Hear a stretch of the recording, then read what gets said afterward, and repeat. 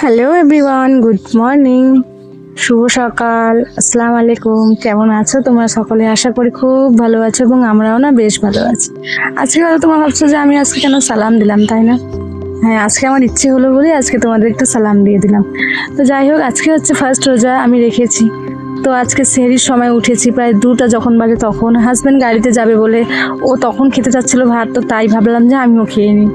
বাবুকে ডাকছিলাম, ও উঠছিল না, পরে ও দিদার সাথে খেয়েছে ও, আর ও কিন্তু আজকে আমার রোজা আছে ছেলেটা। তো যাই হোক, আমরা কিন্তু বাড়িতে আমি, হাজব্যান্ড, আমার ছেলে, আমাদের ফ্যামিলির যে ছোট্ট ফ্যামিলিটা, আমরা 3জনই কিন্তু রোজা আছি।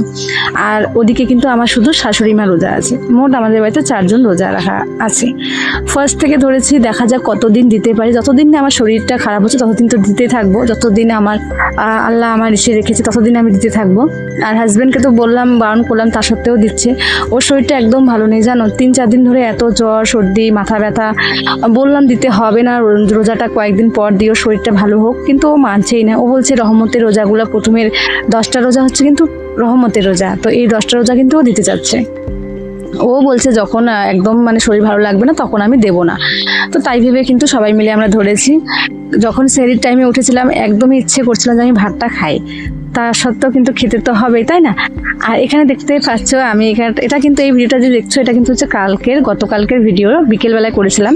এখানে ওই যে আমি অর্ডার দিয়েছিলাম যে মেশোর থেকে, যে ট্রাইপড বলতে পারো বা সেলফি স্টিক বলতে পারো, এটা নিয়েছে মাত্র 200 টাকা মতো নিয়েছে, হয়তো মনে নেই আমার অতটা। তো প্রোডাক্টটা আমার কালকে রিসিভ হয়েছিল বলে কালকেই আমি এটার ভিডিও শ্যুট করেছি, কিন্তু তোমাদের সাথে শেয়ার করা হয়নি। তো ভাবলাম আজকে তোমার একটু দেখে নাও।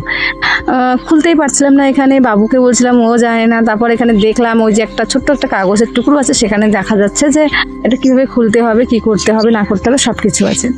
একটা লাইট আছে, তারপর একটা ক্যামেরা, মানে যেটা দিয়ে তুমি ফটো ক্লিক করতে পারবে সেটা আছে। অনেক মানে সিস্টেম আছে যেগুলো আমি এখনো দেখতে পাচ্ছি না কিভাবে কি করব না করব। তো যাই হোক, বাবুকে নিয়ে এখানে বসে পড়েছি আর দেখছি কিভাবে স্ট্যান্ডটা দাঁড়াবে কিন্তু ঠিকঠাক আছে। 200 টাকার মধ্যে তো কি আর পাবো, এটা পেয়েছি, এটাই অনেক। তো এটাই নিয়েছি কিন্তু আমি, মানে আমার যেগুলো যেখানে আমার দরকার, মোবাইলটা কোথাও হোল্ড করে রাখবো, তার জন্য আমি এই দুটোটা নিয়েছি। আদারওয়াইজ কিন্তু আমার তো ঘরে অনেক জায়গা আছে, আমি যেখানে সেখানে ফোনটাকে রেখে কিন্তু আমি ভিডিও শ্যুট করি।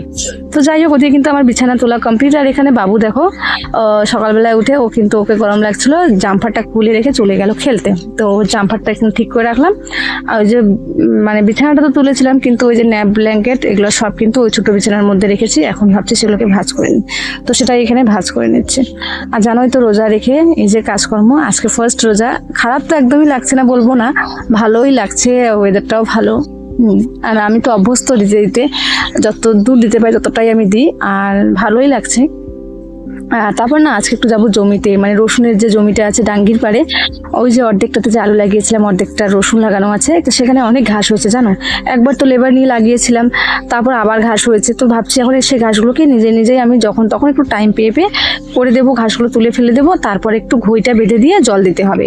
জল চাচ্ছে রসুনটা, তাই কিন্তু তাড়াতাড়ি করে কিন্তু বাড়ি কাজ বাজ শেষ করে চলে যাব জমিতে।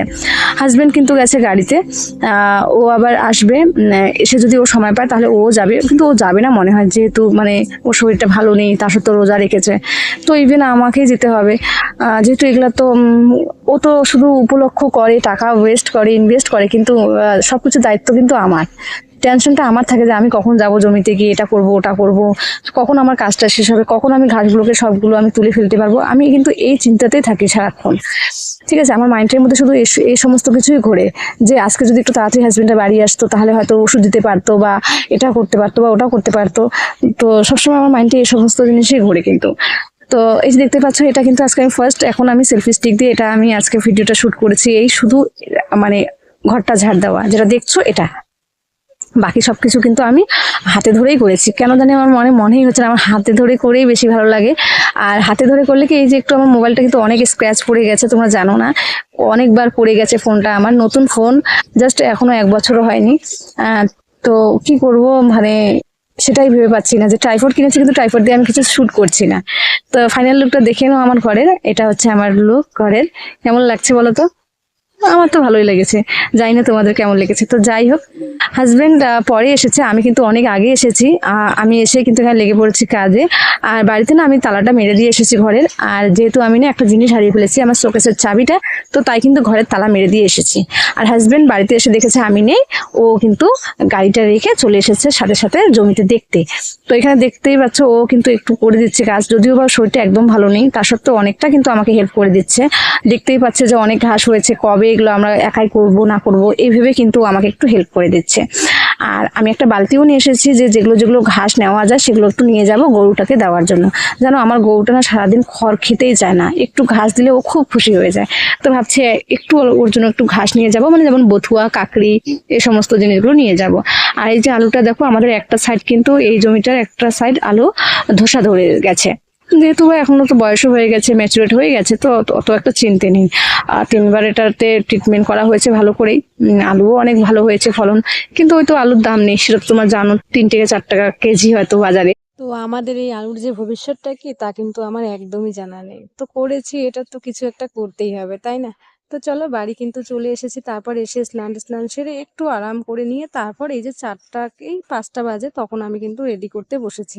তো পারছিলাম না, যেহেতু সময় হয়ে আসছিল 5:30টার সময় কিন্তু আজান, তাই কিন্তু হাজবেন্ডকে বললাম, প্লিজ তুমি একটু আমাকে হেল্প করে দাও। তো দেখো, ও কিন্তু খুব সুন্দরভাবে কিন্তু কেটে কুটে দিচ্ছে ফলমূল, যেগুলো এনেছিল বাজার থেকে। আজকেই কিন্তু ফলমূলগুলো কিনে আনা হয়েছে, তার আগে কিন্তু আনেনি হাজবেন্ড। আর আমি কিন্তু এদিকে গ্যাসের মধ্যে সুজিটা করছি, আর ওদিকে কিন্তু উনানের মধ্যে আবার ভাত বসিয়ে দিয়েছি। যেহেতু তারাবি নামাজ পড়তে যেতে হবে, তো সময় পাবো না কিন্তু রান্না বান্না করার, তো তাই কিন্তু রান্না বান্নাটা আগে সেরে নিলে কি বলতো, তারপর ইফতার করার পর একদমই ভালো লাগে না যে একটু রান্না করব।